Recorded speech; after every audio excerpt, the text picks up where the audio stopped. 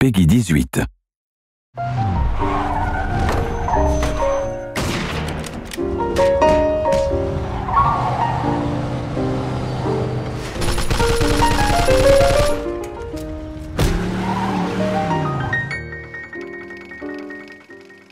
At its core, Mafia 2 is a third-person action crime game. It has all the exciting car chases, all the gunfights and all the melee combat that you'd expect from a game like this. Our target kind of experience was very much things like Goodfellas, Godfather, very kind of adult movies with very serious themes. And for that to happen, we needed the game world to be realistic.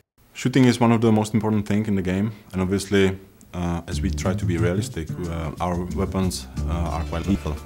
We really want it to feel like deadly combat. What we don't want is the player sort of rushing enemies and doing things like that, you know. You can only take 2 or 3 shots before you actually die.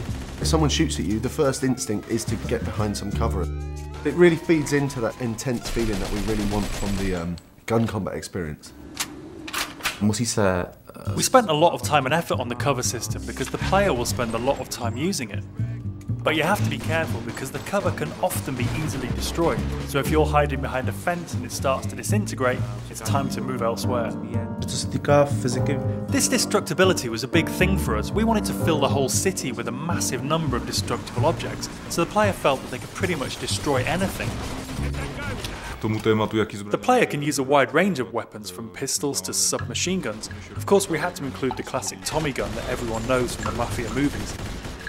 We do massive explosions from different stuff, like vehicles can be exploded. With some Molotov cocktails, they'll sort of set fire to the gasoline as it falls on the floor. And all these different things are things that you'd sort of expect from the 40s and 50s weaponry.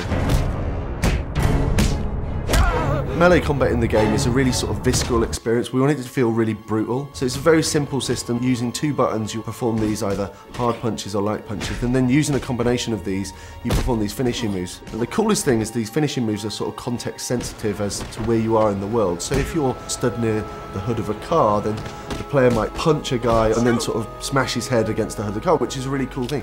The driving model is very realistic. So you drive these things, they really feel like period cars.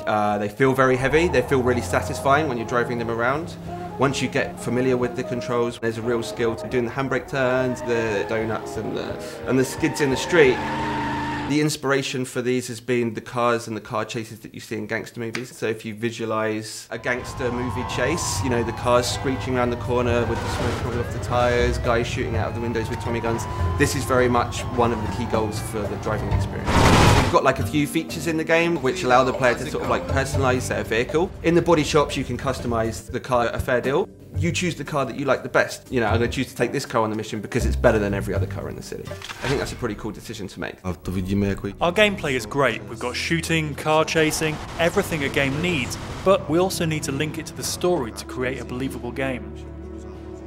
We needed to move away from some of the more arcadey conventions that you see in other open world games and focus more on a realistic experience for the player, so the player behaves like a mafia gangster.